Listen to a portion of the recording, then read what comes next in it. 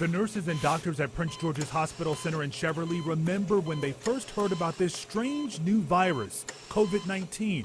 Nurse Robin Peoples was pregnant at the time. I was home at the table about to have dinner with my 1-year-old and 3-year-old.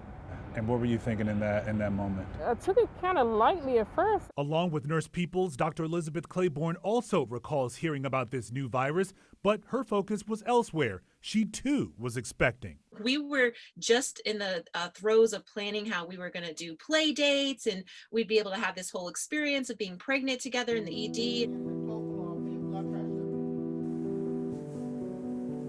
And so you started to understand it a bit more. I did. And then what? And then I started kind of freaking out in my head, though. It wasn't outwardly, but inwardly, just kind of feeling a bit unsettled.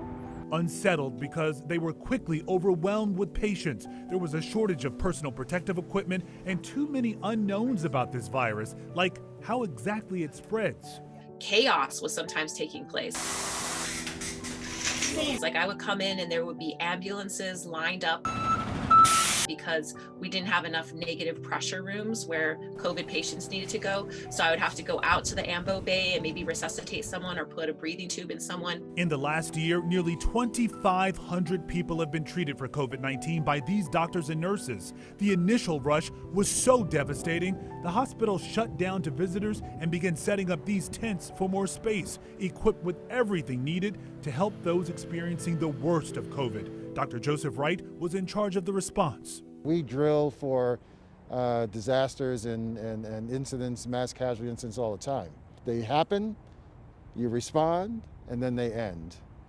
This is not designed for this kind of sustained intensity from the staff.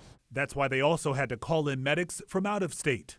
Brianne Bean is a traveling nurse going to hotspots across the country. She joined the staff at Prince George's the week before Christmas. Was there a moment when you thought like this is too much for me? Oh, for sure. Like I wanted to quit many times and just go home. We as the nurses were there holding their hands at their last moments, and that's been really hard. I remember these patients, I remember their names, I remember who they were, I remember their family, and it just hurts. This campus is much quieter, with about 90 COVID patients currently getting treatment. Now the push is on getting people vaccinated and also helping doctors and nurses with their physical and mental health.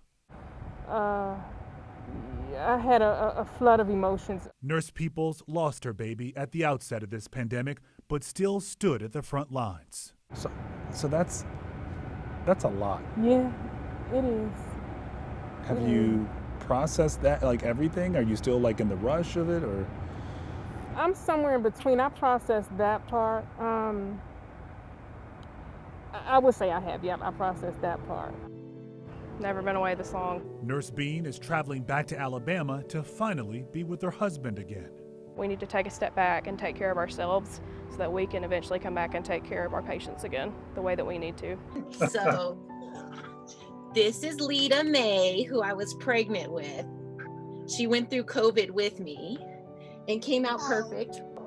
Oh my gosh, you are precious. Although there's still a lot of challenges and a lot of problems when I go into work, I can never stay that upset because I always get to come home to these faces and know that, I'm working on taking care of other people and hopefully being a mother and a physician and a woman that they can be proud of. We're definitely proud of you.